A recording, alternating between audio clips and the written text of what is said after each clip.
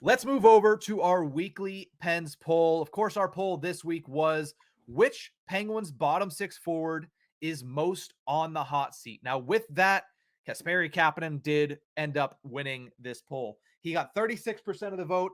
Josh Archibald actually got 32% of the vote, despite scoring 2 goals last week. And then also Brock McGinn gets 18%. Jeff Carter gets 14%. But like I mentioned at the top, Kasperi Kapanen, 36% of the vote. He's up most on the hot seat, according to Penguins fans. Horwat, what say you? That Josh Archibald thing, he's the only bottom six forward to score so far in the last few games. Mm-hmm. I'd have to say Kapanen, man. I know we signed for that deal and we have confidence in him, but just he's got to find that level or else he's just not fit for this team. He's got to find something to do. He's got to find a way to succeed and find the back of the net. There's no other way to it. He needs to produce. Well, Kasperi Kapanen, Josh Yowie put in his post-game piece against the Buffalo Sabres that Kapanen had only scored 3 goals in his last 50 games played with the Pittsburgh Penguins, dating back to last season, of course. That is, well, now it's 3 goals in 51 games. That is not enough. Clearly, easily, simply put, it is not enough from Kasperi Kapanen, a guy that was acquired for a first-round pick, let's not forget. And then let's not forget even more, a guy that was given a 2-year contract at $3.2 million. He's playing less than NHL level at this point because he's not good on the defensive zone at this point. He's not producing anything offensively. You talked about it earlier. You mentioned it. He missed the entire open net on Saturday against the Kraken, which would have been a catalyst in its own right. Kapanen burying an open net goal. But the fact that he's only scored 3 goals in his last 51 games played entirely, thanks again to Josh Yowie for that little tidbit. That's why he's at 36%. I'm surprised that it was as close as it was between him and Archibald, but I guess the poll started before Archibald scored 2 goals in 2 games. So, and people still look at Archibald as just call-up minor league player.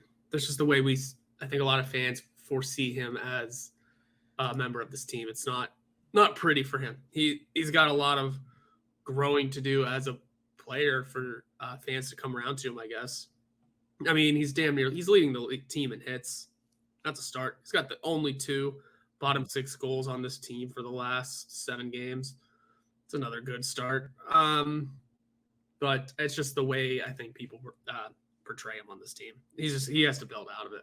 Now, Josh Archibald missed Saturday's game due to illness. Something going around the Penguins locker room. Jake Gensel caught it. Chris Letang missed a game last week because of it. Ryan Poehling yesterday. The other day. Ryan Poehling yesterday. I don't know how. I guess you also got it. So me and Jake were sick on the same day. I don't want to hear it. Okay. Well, there you go. That's one thing you guys have in common.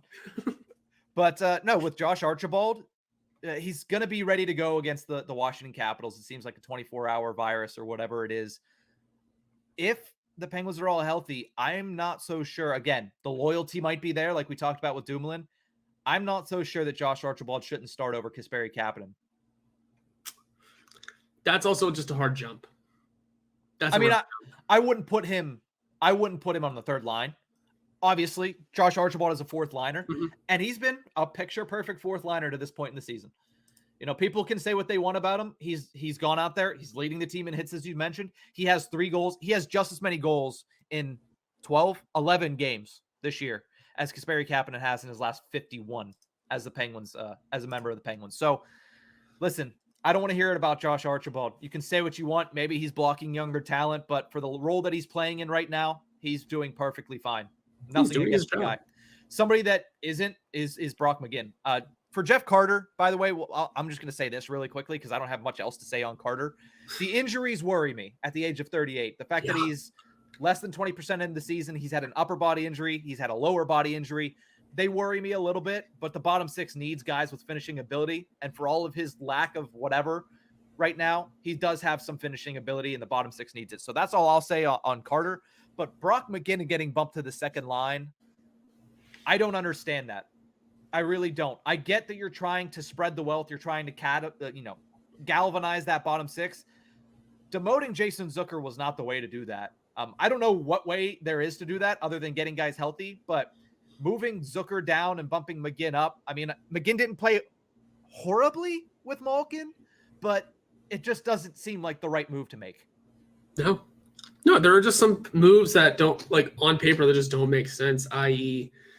Archibald in over Kapanen, whereas like the reasoning is there, you get it, but it just on paper you look at it and go, that just shouldn't work. It shouldn't. No, on paper, your guy making $3.2 million should never be the healthy scratch. But exactly, on paper, he shouldn't have gotten $3.2 million though. Well, that's the problem. Oh yeah, we know. Also, that's like the on paper reasoning is a big reason why you have to look at why Dumoulin's still playing on the first line too. You want to put that much money on the third line? Best of luck. There's a lot of on paper moves. There's a lot of on paper reasons for this team that we don't even need to discuss. But like, there is a weird thing. It is a weird thing seeing McGinn playing with Malkin. Yikes, man! Where have we gone? Yeah, the worst part is McGinn playing on a line with Malkin when there's no injuries to your top six. And that's how bad the bottom six has been. Just let me say that again. The bottom six has been so bad. The Penguins have had bad bottom sixes before, but the Penguins' bottom six has been so bad that to try to do anything, to get anything from them, they put Brock McGinn on the second line as a result. That's so bad. That is incomprehensible. I would have never thought that with a fully healthy top six that we would ever see Brock McGinn actually in there. But here we are. I think it all rolls back, though, to Kapanen.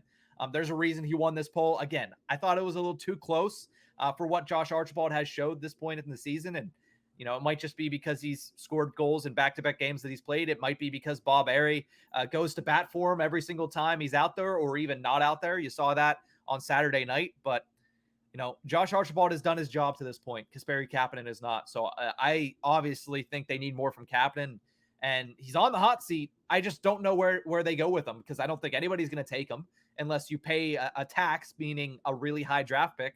Mm-hmm. And I don't know what the answer is to that question. I wish I did. I wish I could offer something up, but it just seems that Kapanen needs to figure it out. And I just don't know if he's going to be able to do that. I thought he did early in the season, scored that goal in the opener. And since then, it's just been downhill from there.